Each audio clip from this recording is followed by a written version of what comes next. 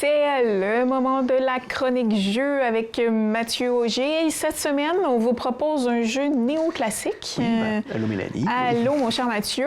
Donc, tu débarques avec un jeu, une boîte magnifique qui nous rappelle... Le fameux Aventurier du Rail. Voilà. Donc, j'allais dire un film de Noël, le Boréal Express. Oui, c'est vrai que la couverture fait penser à ça, c'est un fait. Ça nous amène dans la magie de Noël, Mathieu. Oui. Mais pourquoi on l'appelle néoclassique? Ben, oui, je m'explique. Oui, c'est vrai, expliquons, le pourquoi. Moi, je les prends en note, mais bon. Je dis néoclassique, j'explique, c'est plus mon terme, mais je pense que bien du monde va être d'accord avec ça. Oui. C'est, bref, tu as des classiques comme Monopoly, compagnie, Jour de paix, Scrabble et tout, qui existent depuis longtemps, mais je dirais qu'au tournant des années 2000, tu as des nouveaux jeux qui sont sortis qui, en fait, sont maintenant des classiques, qui sont très abordables pour tout le monde, en fait, comme le Monopoly et compagnie. Oui. Donc, mettons, je peux prendre un exemple que là, on n'a pas en ce moment, mais c'est les Colons de Catan. Tu vois, c'est sorti, ça, ce jeu-là, en 95, puis ça roule encore aujourd'hui. Wow. Et là, aujourd'hui, on est avec les Aventuriers du Rail, qui, lui, est sorti en 2004, et ça roule toujours aujourd'hui. Oui, c'est pas rien. Puis on le voit en gros sur la boîte, là, 10 millions de jeux vendus. Là. Et oui, donc, puis là, je suis ça sûr... se poursuit, là. Puis on ne sait même pas de quand date l'info en non, plus. Ça fait en plus quelques années, fait que je suis sûr que le chiffre est encore plus élevé aujourd'hui. Wow. Donc, c'est un jeu, justement... Il faut connaître ce jeu. Oui, il faut le connaître. Tu vois, quand on veut initier des gens aux jeux de société, souvent, c'est un des premiers jeux qu'on va sortir. Okay. Pour juste nos classiques, c'est hey, tout le monde connaît Monopoly et compagnie, comme je disais tantôt. Mais hey, tu veux te initier aux jeux de société un peu plus poussés, mais qui existent depuis bien longtemps puis très abordables. C'est le Aventurier du Rail qu'on va sortir très rapidement. Genre. Et là, souvent, c'est la manière d'accrocher les gens. Voilà. Donc là, ce qu'on va faire, on va l'expliquer le jeu. Oui, déjà, on a hâte de voir ça. C'est un jeu compétitif qui techniquement s'adresse 8 ans et plus. 8 ans et plus? Officiellement, oui. Là, si vous regardez la boîte, ils vont nous l'indiquer sur le côté, je ne dis pas de bêtises. Oui, 8 ans et plus. C'est un 2 à 5 joueurs. Donc, on va être assez nombreux autour de la table. Oui. Et il y a un gros... Oui, on a un beau plateau. Parce que là, en fait, nous, ici, on les Aventuriers du Rail, le premier du nom, qui, en fait... On va tenir en compte la carte. Donc là, on a des trains et on se promène à travers... Les États-Unis, justement. Les États-Unis, et on a un petit peu le bas du Canada. Oui, on voit Montréal, et vous voyez, comme Calgary, Vancouver. Oui, tu as raison. Exactement, on voit plein de chemins. Puis en fait, c'est pas compliqué. Ce qu'on va faire, c'est que à tout le monde, on va choisir sa couleur de petit train. Donc, OK. Chaque joueur a sa couleur de train. Exactement. On va ensuite donner des itinéraires aux joueurs. On va pour connaître notre destination. Exactement. Puis ce qui est intéressant, c'est que tu ne vas pas juste en faire une, tu vas en faire plusieurs au cours du jeu. En tout cas, donc, normalement. Si on ne voulait pas aller au froid, c'est pas grave, il ne faut pas se décourager.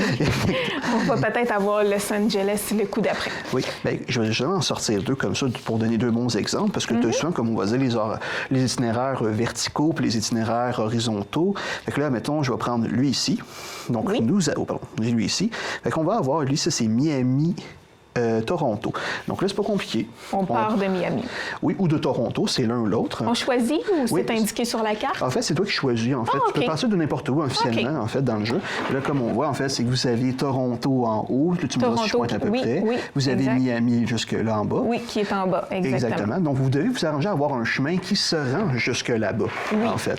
Mais là, comme on voit... Il y a un chemin qui amène ou souvent il y en a plusieurs? Il y a plusieurs chemins. Là, on va peut-être le voir, mais tu vois Miami, tu vas avoir un chemin juste en bas, il est rouge, un autre qui est bleu, puis un autre qui est rose. Il y a plusieurs façons de s'y rendre. Fait que justement, si on prend cet exemple-là de Miami, si on voulait passer ici, là, c'était 1, 2, 3, 4, 5. Il nous faudrait 5 cartes de couleurs pour pouvoir ensuite placer nos trains. Parce que tout le jeu va se baser là-dessus. Et comment on cumule les fameuses cartes de couleurs? C'est que dans le fond, en fait, nous avons les fameuses cartes de couleurs qu'on va présenter ici. Fait que là, on voit les couleurs un peu... du rose, on va avoir du noir, on va avoir du vert. Là, je vais trouver un fameux bleu. Et en voilà un bleu, justement. Et voilà. Fait qu'on peut collectionner des cartes comme ça au fur et à mesure. Comment on fait, justement? Je vais t'expliquer qu'est-ce qu'on fait dans ton tour, tu as 3 actions possibles. OK. Déjà, quand on va installer le setup, on va placer les cartes comme ceci. Là, je pense et toi, admettons, au départ, tu es un train bleu. Bon, en fait, c'est ça. Ben, en fait, peu importe, on a chacun notre couleur, mais est-ce que ça a un impact sur notre jeu? Non? Non, pas du tout. C'est dans le fond, simplement, c'est quand je vais placer mes trains, de ma couleur, mais le fait que mes trains soient verts n'a aucune incidence avec les cartes vertes. Voilà. C'est pour m'identifier, moi, le joueur, simplement. Et là, ce qui va se passer, c'est que dans ton tour, tu vas pouvoir collectionner des cartes. Puis tu vas dire, OK, ben là, je vais prendre là, je sais pas si on va bien les voir, mais on avait 5 cartes ici à la vue de tous. C'est mon tour. Là, il faut que je prenne 2 cartes de couleur. Puis là, je pourrais dire, hey, je prends le bleu ici. On retourne une carte de la pile face cachée. Et là, je vais dire, OK, ben là, il n'y en a aucune qui m'intéresse là-dedans. Ben, je vais décider de piger au hasard. OK. Puis là, dans le fond, dès que à mon tour, si ça revient, là, j'ai encore 3 possibilités. La première, c'était de piger des cartes. Oui. La deuxième, c'est jouer des cartes et placer des trains. Pour pouvoir te rendre à ta destination. Exactement. Et dans le fond, la troisième option, c'est que nous avons une pile d'itinéraires. Puis la pile d'itinéraires, en fait, ben écoute, je pense que j'en ai déjà fait. J'ai déjà fait mon Miami, justement. Je pourrais dire, ah ben écoute, j'en veux plus pour faire plus de points. Parce qu'il faut savoir que quand je remplis mon objectif, il va valoir 10 points à la fin de la partie. 10 points, parfait. Mais attention. Mais tu dois terminer ton itinéraire avant d'en entamer un autre. Pas nécessairement. Non? Ah, on peut en faire plusieurs en même temps. Ah oui, tu peux, exactement. Parce qu'au début, on te donne 3 cartes, il faut que tu en gardes une minimum. Mais tu peux décider de garder les 3. Mais tu pourrais dire, OK, là, je pars de là, là, je vais de Toronto à Miami, mais je sais que j'avais, je sais pas, Pittsburgh, puis là, il fallait que je me rende à Santa Fe, fait que je sais que je peux essayer de faire un chemin en passant par Miami, Houston, El Paso, bref. Tu peux essayer de faire un gros chemin continu, ou tu peux faire des chemins séparés, tout et tout. Quand même. Il y a plein de façons de le jouer à ce moment-là. OK. Puis c'est ça qui est, comme je disais, qui est intéressant, c'est qu'il est accessible, c'est simple. Je veux dire, tu dois placer des trains, tu sais ton itinéraire mental, j'essaye de passer par là, là, là, là. OK, ben je sais que j'aurais besoin de 5 pour avancer, il faut que tu piges les bonnes cartes. Oui, c'est sûr. Il y a cet aspect-là à tenir en compte. C'est sûr que si je collectionne des cartes de d'autres couleurs, ben peut-être des fois ça passera pas par ce chemin-là. Mais encore une fois, ce qui est intéressant, c'est que le jeu a des accès multiples. Si, mettons, vous vouliez du bleu et vous n'en avez pas pour vous rendre à Miami, mais vous avez beaucoup de rouge et beaucoup de rose, oui. Ben ça marche aussi. C'est juste que peut-être tu vas faire un crochet dans ton itinéraire. Tu peux changer d'idée en cours de route. Il faut faire attention. OK, tu peux faire des jaunes et te diriger vers le bleu. Exactement. Avec du rose. Et voilà, parce que, mettons, je sais pas, puis on peut se faire bloquer par les autres joueurs. Oui, que, bien, ça doit pas être si facile. Hein? Ça. Là, on en jase, là, on se rend facilement, mais tout de même. Tout le monde va jouer, parce que des fois aussi, il y a d'autres itinéraires qui peuvent partir de Miami aussi. Fait que quelqu'un pourrait dire, hey, justement, il a ces 5 fameux bleus. Oui. Ben, il les place là. Fait que lui, il est bien content. Voilà. Moi, ça m'arrange pas. Par contre, je pourrais dire, ben, OK, mais je vais essayer de faire un contour vers le rose ou faire un contour, mais là, j'ai besoin de jaune, puis ensuite de rouge et tout et tout. Oui, c'est ça, parce qu'en même temps, on veut bloquer nos adversaires vers leur destination. C'est un fait, mais il faut faire attention, tu passes pas juste ton temps à faire ça dans le jeu. Parce qu'honnêtement, si tu veux juste t'amuser à bloquer le monde, c'est bien drôle, mais tu ne feras pas tes objectifs. Mais des fois, c'est juste qu'on a des objectifs communs, malgré nous. Comme on veut tous se rendre dans la même ville, ben écoute, premier arrivé, premier servi. Voilà, ben oui.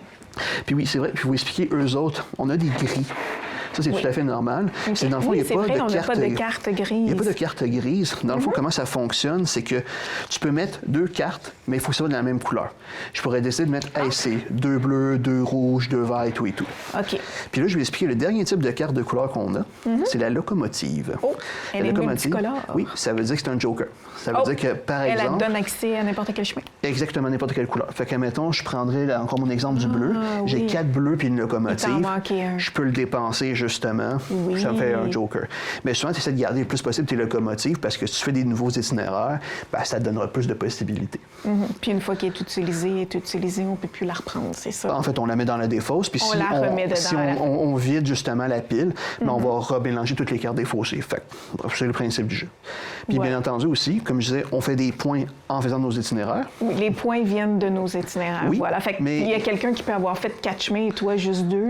Tu peux gagner parce que tu as eu plus de points. Je dirais que oui, parce qu'en fait, il y a une autre façon aussi de faire des points, c'est qu'en plaçant des trains, vous avez une petite charte tout en bas à côté de Miami, justement. Qu'on voit ici dans le qui bas. va vous dire, quand vous placez un train, ça vous rapporte combien de points supplémentaires. Ah, voilà. Puis là, si on se demandait, en fait, comment on place nos fameux points, c'est que, bon, ben, mettons, je suis le joueur vert, j'ai mon jeton vert. Ben là, nous avons les points. Fait que là, on va commencer à 100 qui est le 0. Puis là, je cumule 2 points. Ben écoute, parfait. Là, je progresse sur le plateau. Puis on fait ça au fur et à mesure. On fait le tour. Exactement. Ça va jusqu'à 100. En fait, tu peux avoir plus que 100. C'est simplement que quand tu arrives, tu reviens, tu as fait un tour complet, ben là, 101, 102, 103 et compagnie. Okay. Ah, génial.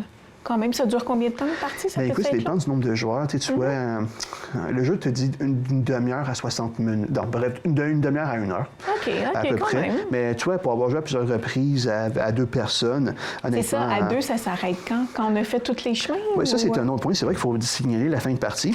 Vous avez des trains. Hein? Oui. On n'en a pas à l'infini. En fait, quand tu places tes trains à la fin... De ta couleur? De ta couleur. Si tu en restes entre 3 ou 0, c'est le dernier tour de table. Puis là, les gens, ils ont un dernier tour pour essayer de faire leur itinéraire. OK. Puis là, des fois, c'est là que tu peux te faire un peu avoir parce que tu pensais que tu avais encore un certain temps de jeu. Là, tu as quelqu'un qui arrive, il place 6 trains, il en restait 9, là, il en reste 3 et moins. Là, c'est le dernier tour de table. Peux-tu calculer? Est-ce que tu es capable de finir tes derniers itinéraires? Si c'est le cas, ben, tu perds pas de points. Mais là, imaginez que vous aviez ce magnifique itinéraire de Montréal à Vancouver. 20 points. Ça vaut 20 points, mais imagine quand tu le fais pas, tu fais moins 20. Oh, oui, OK. C'est ça qui arrive. Faut pas Donc, oublier. faut pas être trop gourmand quand tu prends des itinéraires non plus. Comme je te disais, tu peux les prendre n'importe quand. Mais à un moment donné, tu es comme, ah, c'est la fin de la partie, il me reste 6 trains, je peux prendre des itinéraires de plus. Mais tu dis des fois, ben, ça se peut que j'en ai déjà qui soient déjà faites, ou des fois, ça demande juste un train puis c'est tout. Mais attention, tu peux jouer avec le feu à ce moment-là. Ah, bien, tout de même, quand même. Super, une belle idée pour cadeau de Noël aussi. Oui, ça écoute, s'en vient, c'est vrai que là. Noël s'en vient. Mathieu, oui, ça se donne bien parce que, comme tu le dis, ça s'adresse à tous âges. Oh oui. Et puis, ça nous met un peu dans la magie de Noël avec la boîte. Oui, puis écoute, il y a plein de versions. Comme là, on a les États-Unis, mais tu as la version Europe, OK, tu as la il y en a version du d'autres. monde, Scandinavie, tu as la France. Tu en as OK. vraiment plein. OK, OK.